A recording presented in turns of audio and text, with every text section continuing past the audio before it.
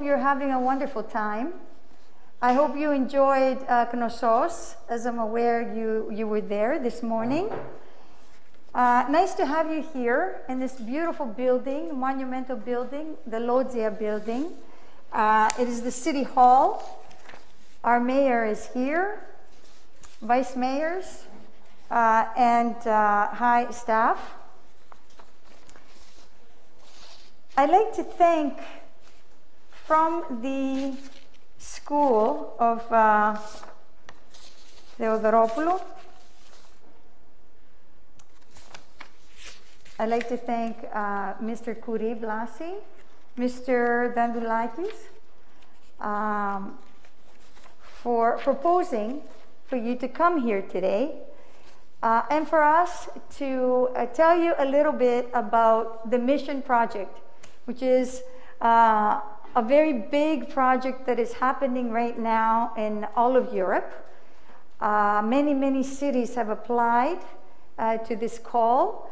And really, it is a call which is very innovative and will change the way that society sees things, will change the way the citizens collaborate with the institutions, and will give many prospects to a new and better, a much better quality of life for all citizens. We have a small video. Unfortunately, there's a lot of sun in the background, but we would like to try to show it to you anyway. So please. Oh, before we start, before we do the video, I'd like to tell you that we are a team in the Mission Project. My name is Renia Drosou. I am the head of the Programming, Planning, and ICT Directorate. I'm the coordinator of the mission. And we have with us the head of the environmental department, Mrs. Fraguli Rula, who is in the project team. And we also have with us the head of the Department of the Environment. I'm not sure where he is, right?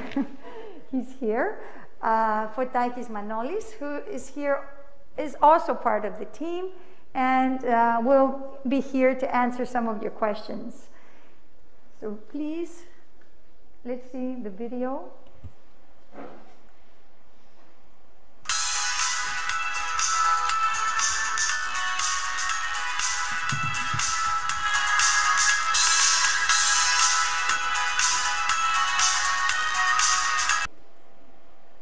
The first was a short promotional video that the Heraklion municipality created. And now we will see the European video. Okay, I think we put you in the framework now, watching that video. And I would like to tell you a little bit about this Mission Project. Mitigating climate change at a global scale is a huge challenge. Cities cover about 3% of the land on Earth, yet they produce about 72% of all global greenhouse gas emissions. On top of that, cities are growing fast. In Europe, it is estimated that by 2050, almost 85% of Europeans will be living in cities. Therefore, the climate emergency must be tackled by cities and by citizens. The mission aims to promote system innovation across the value chain of city investment, targeting multiple sectors such as governance, transport, energy, construction, and recycling, with support from powerful digital technologies. As such, it requires a change in regulations, approaches, and instruments, combined with a willingness to go beyond existing schemes and habits. The mission also demands a change of attitude towards practical aspects of implementation, but also as concerns people and organizations working together: citizens, local governments, central and regional governments, and European institutions. After consultations with citizens across many European cities. The mission board, which is in charge for this whole project, proposes the following mission, which is called 100 Climate Neutral Cities by 2030, as you see here, by and for the citizens, aiming to support, promote, and showcase 100 European cities in their systemic transformation to climate neutrality by 2030, making these cities innovation hubs for all other cities. The mission is much more than the traditional research and innovative program. It is a challenging and ambitious endeavor where cities commit to transformation and engage in it for the benefit of Europe's quality of life and sustainability. So let's see, how is this a new role for the citizens? Pivotal for the mission's success is the involvement of citizens and their different roles as political actors, as users, producers, consumers, or owners of buildings, transport means, and as students. You can also participate and say your own, have your own aims and your own perspectives on this project. In the consultation with the European Mission Board, citizens have given priority to mobility, energy, urban infrastructures, buildings, circular economy, and behavioral change. The 100 European cities which will be selected by the Mission Board will sign a Climate City contract and will develop and implement a new innovation concept, meaning system innovation in governance, transport, energy, construction, and recycling, supported by powerful digital technologies. These cities will take the lead in the urban transition to climate neutrality. The cities will also work together to address common challenges and create economies of scale. Up to now, 23 cities, Greek cities, have signed a memorandum of understanding in order for them to work together in this big goal. In the process, they will serve as innovation hubs for other cities, meaning that hundreds of European cities will be inspired by, learn from, and replicate the ideas and solutions emerging from the mission. Europe will strengthen its role as a global driver of sustainable growth, creating new investment opportunities and creating new jobs, new and better jobs. I'm going to call here the director of the environment, Manolis Fotakis, who is a member of the team, of our mission team in Heraklion City. Hello, everybody. Manoli could tell us a little bit about what Heraklion is doing, a little bit about the covenant of mayors that we're in right now. Yes. Okay. Well, first of all, I'd like to welcome you all. In Crete, I heard I'm hearing you have great interest in our ancient civilization, but also the climate, the environment. So it's a good thing in our days. The municipality of Heraklion has joined the government of mayors, which is a contract of reducing the carbon dioxide emissions by 2030 at least 40%. That was our first goal before the 100 cities goal is appeared to us. So we have we have completed, we have fulfilled a plan of how to achieve this goal. It's an ambitious goal, which is mainly based on human behavior, because technologically we are capable of achieving much higher goals than 40%. I'm telling you this because you are in the beginning of your lives, and the changing of behavior is the main instrument by which we can achieve such goals. Well, by the carbon dioxide neutrality, it's a very difficult goal to achieve, to be honest. We have to I don't remember the word. We won't.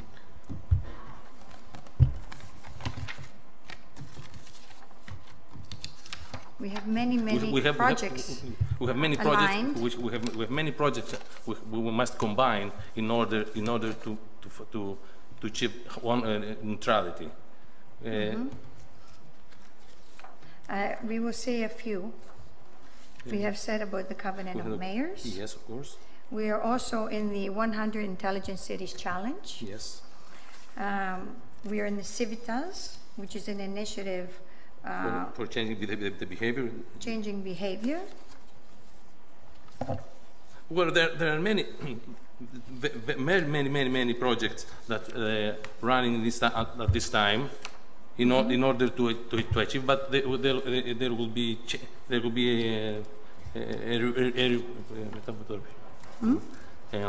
revised. We will revise them in the future. I think this. We don't need to get in the numbers. We also have numbers. We also have numbers, but in case you have questions, I would prefer to answer to your questions. It's more interesting to see what you think about this goal instead of lecturing you. Yeah.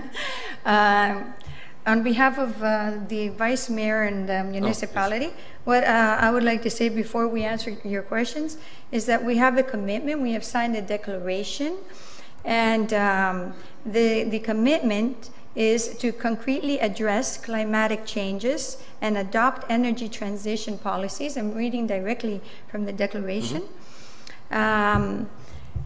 Transition policies has constituted a constant priority of present and past administrations of the municipality of Heraklion, which therefore has now the ambition of joining the city's mission to reach climate neutrality by 2030, starting from a solid background to which the city has added vision, planning, as well as reachable and measurable objectives.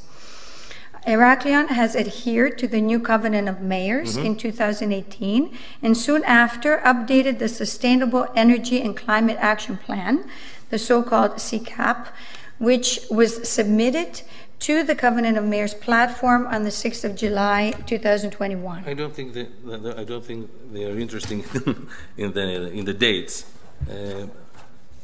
So I would like to answer if you have any questions.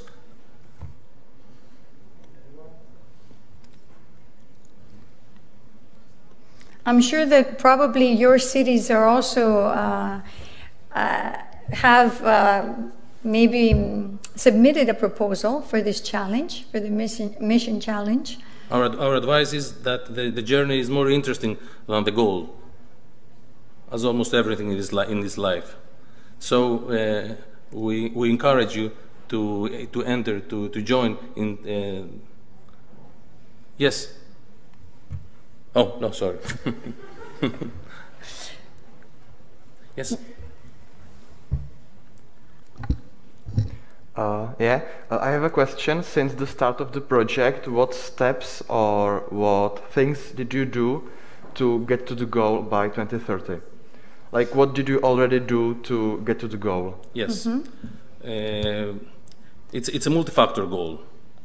It's based on buildings renovations, on electrical cars, changing the way of our transportation. We also established ways of measuring the flow of carbon dioxide in our cities. It's a very complicated, it's a sophisticated method, which is only in Heraklion and 2 or 3 other cities of Europe. We change roads. We change the way we move in our cities, with reducing with increasing the buses and reducing the private transportation. We create photovoltaic plants. This is our main. I would like to add. Yes. that this, for us, for the municipality of Heraklion, this challenge hasn't began now with the mission project. This has been started since 2018 from the first Covenant of Mayors.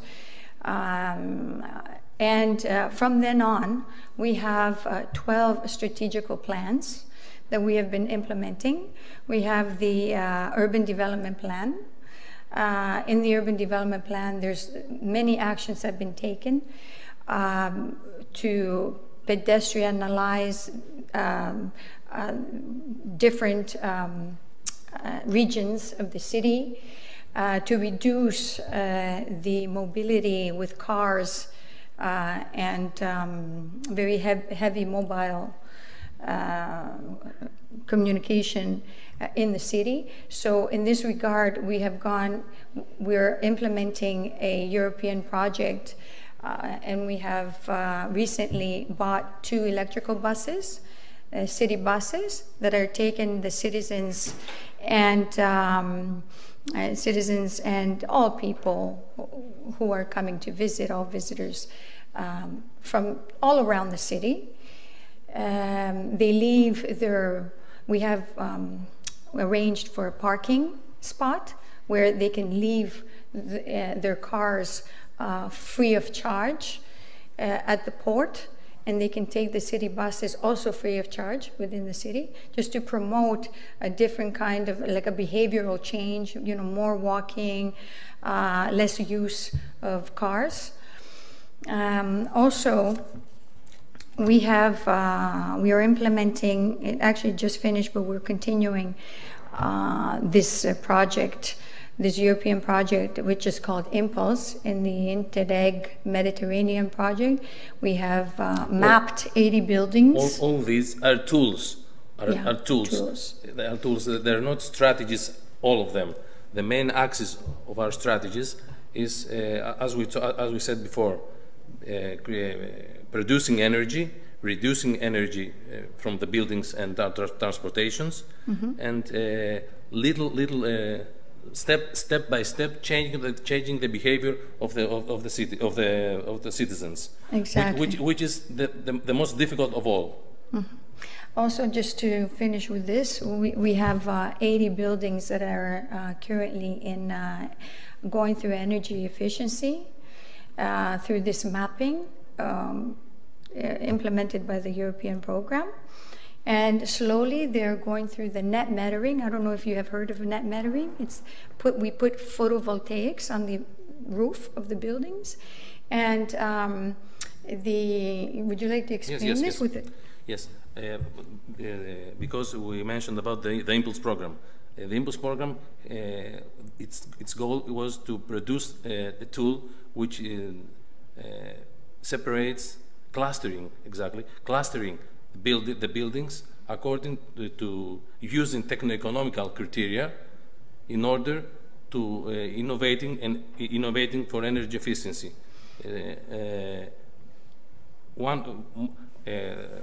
What we find of these all strategies was that the best way to achieve energy efficiency was to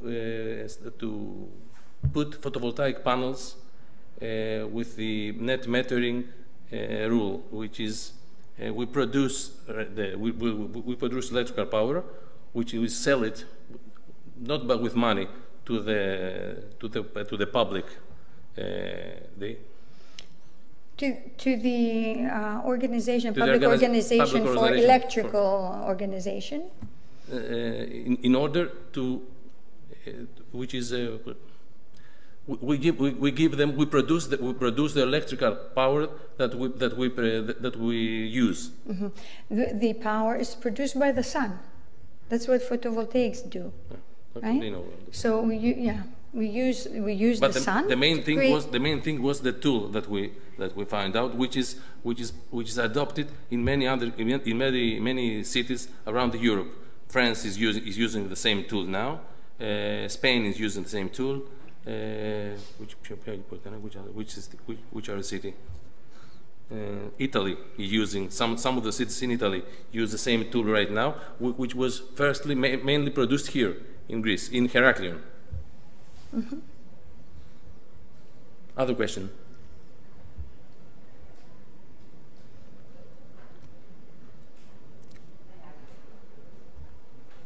So one of the ways to have a sustainable city is by promoting social equity. How could the municipality do things in such a way that the gap between the very poor and the very rich can be met? Good question. We have created energy communities. Exactly. The aim of the energy communities is exactly what you asked. We produce again electrical power from big photovoltaic plants, and we have the ability of giving it for free to families with a low socioeconomic level.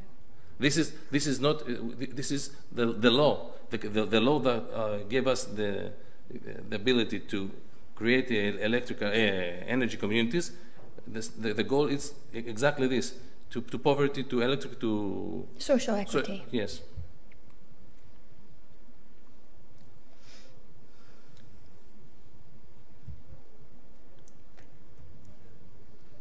Else.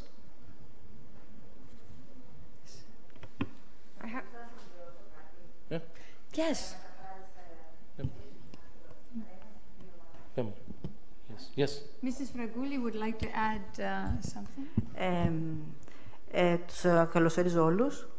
We welcome you all. Ως εκπρόσωπος της Υπηρεσίας Πρασίνου. As representative of the Green the Department of Green. Environment. Θα ήθελα να συμπληρώσω ότι ένας τρόπος που θα μειώσουμε το αποτύπωμα του άνθρακα στο μέλλον είναι και η αύξηση των χώρων πρασίνου. Yes, that we can reduce the carbon dioxide footprint by increasing the percentage of the greens of the plants in Heraklion city. Πριν 10 χρόνια είχαμε ένα τετραγωνικό, αντιστοιχούσε το πράσινο σε ένα τετραγωνικό ανακάτοικο. 10 years ago there was ένα τετραγωνικό πρασίνο ανακάτοικο. There was only one square meter. Τετραγωνικό πρασίνο. Only 1 square meter of green per person of Heraklion. Και σήμερα το έχουμε φτάσει στα 3 τετραγωνικά πρασίνο ανακάτοικο. In our days it's 3 square meters per person. Ωστόσο πρέπει να το φτάσουμε πολύ περισσότερο. Of course we must put much higher goals in order to achieve the neutrality and all this we said before. Ευχαριστώ πολύ. Thank you. We thank you. Yes, also in our urban development plan that I had told you earlier, strategic plan, an increase of parks and green in the city is one of our goals. Yes. So we have achieved so far from 1 square meter per person. Now we have 3 square meters of green per person. This number still puts us in the last of the Europe, but we hope to increase it. Question. Yes, of course. We noticed that meals in Greece are quite large, so most people cannot manage to eat everything. And a couple of days ago, we were at a restaurant, and we got to know that everything would be thrown into the garbage. Therefore, because we were with the students and there were some pizzas, so that was very handy for them for a late night dinner. But what do you do with the rest of the food? What do you do with food waste? Food waste. There is a program. There is a program exactly for what you said. But Renia is more aware of it. We are currently implementing a very big project. It's an urban innovation project which is called A2U Food. It's exactly what you just mentioned. It has to do with recycling, with circular economy. There's many actions in this project. We are taking food and making bags, biodisposable bags. We have created a building which manufactures these bags. We have collaborated with the University of Crete, which has made, through the use of waste, food waste, has made the first what do you call it? The first kind of material, the material used to make the biodisposable bags. And recently, we actually opened it for the citizens to see. We had arranged a big open house meeting. Also in this project is a second opportunity restaurant. We call it a social restaurant. So this is could also be, to your question, for social equity. And we have collaborated with catering services, with supermarkets, a very big supermarket, Hakidaki's supermarket, and hopefully others will follow as well. And hotels who will give the food that is untouched, but is remaining on the table but untouched, to a special van, which is a refrigerator van, which will take it to this restaurant. And we have chefs there who will reproduce good food for citizens who are in need, which will be given to the citizens free of charge. This is in collaboration with the social department. We increase the circle of life of the foods. Mm-hmm. So also in this project, we have put big neighborhood this technology, new technology that takes the food and creates, I don't know if you know, compost, if you've heard that word, which is very good, fertile for parks, for plants, and we're making compost from food waste that cannot be used in any other way.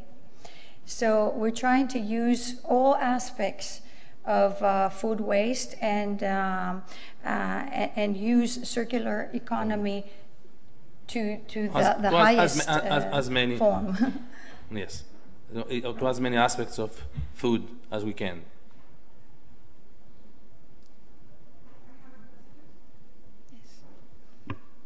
It's about your tourist economy. Yesterday we heard many presentations about the harmful effects of tourism. So how do you balance this? Because I presume it's vital for your city. Yes. Well, it's a very difficult factor, this one, because tourist industry has special characteristics.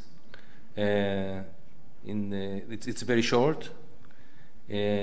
Sometimes it's massive, and it's very difficult to handle it in the way we handle the citizens of Heraklion in the same way. But we have come in touch with the restaurants and the industry, the tourist industry. So we're trying to find ways of reducing the ups and downs of the impact of the tourists in Heraklion. I don't know if you have something very special question about the tourists. Something. Which problem are you referring? Maybe nothing special. It's just that yesterday we saw several presentations where students proved that tourism actually is really harmful for the environment. So I was just wondering. In every city, we know that. We know that. Well, here again, we must. But also, it's very vital for every city. The tour. So we cannot address. We cannot.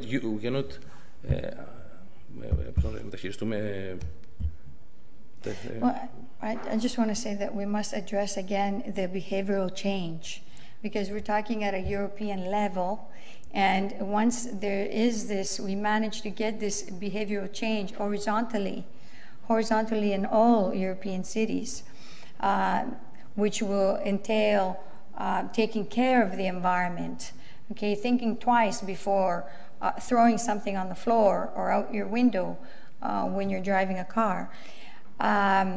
When we can get to the point where this behavioral change will encater respect for the other city, the city that you're visiting, okay, and I think he's asking about the resources, the spend of the resources.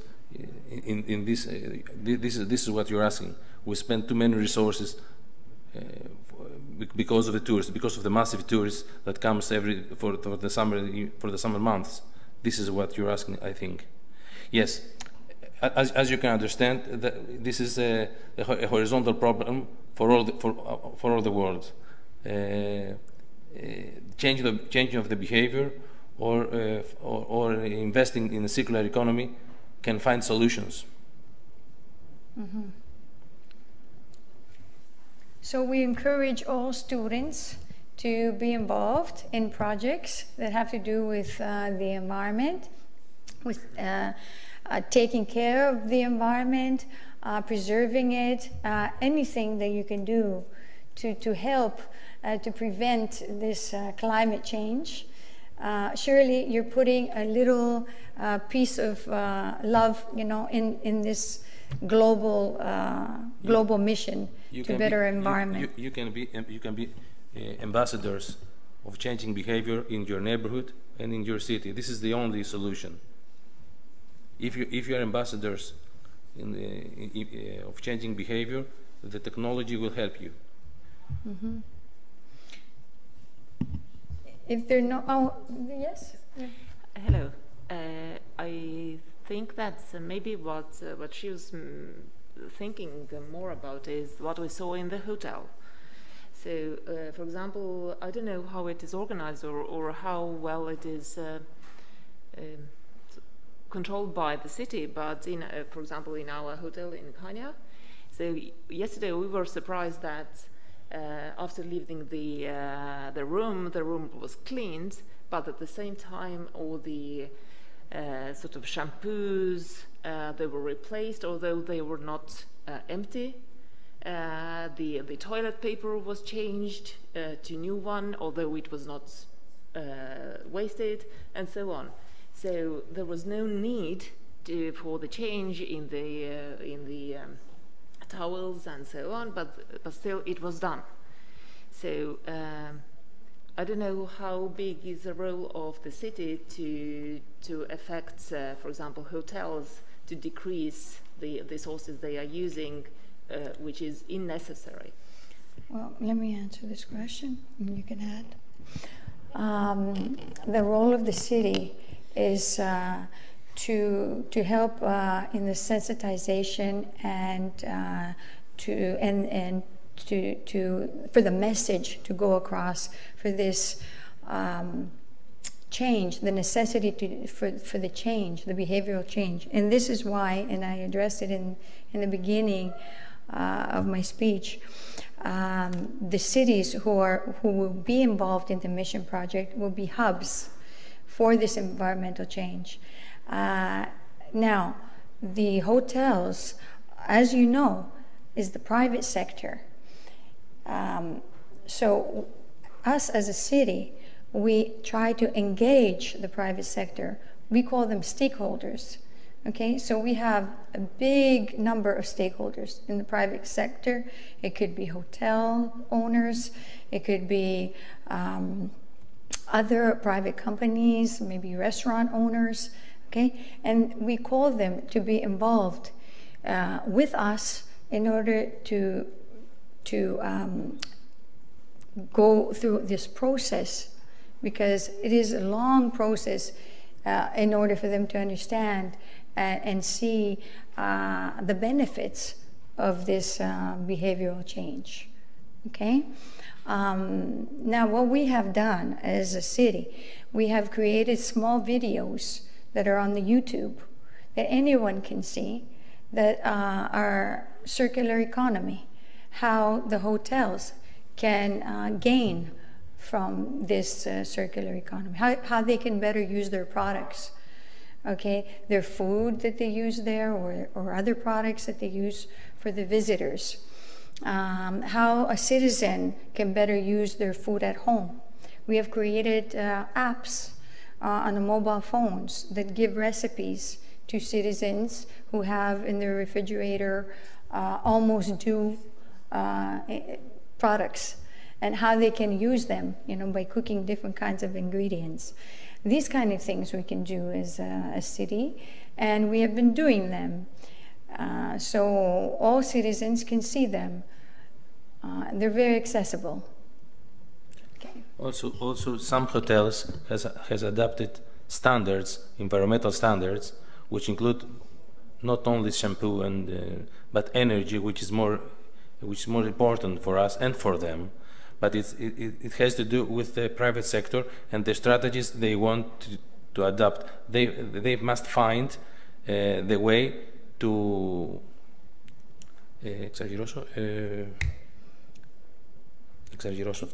cash the changing of their policy in the tourist industry. And some of them are wise enough, and they do it.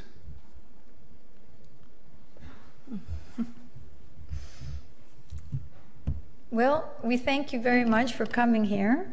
We hope that we have answered all your questions, and hope that your trip back home will be a good trip. We hope that you had a great time here in Greece, in Chania, in Heraklion, taking some of this back with you, some of our messages back home, to be active as citizens, as students, and to help in this change. Thank you.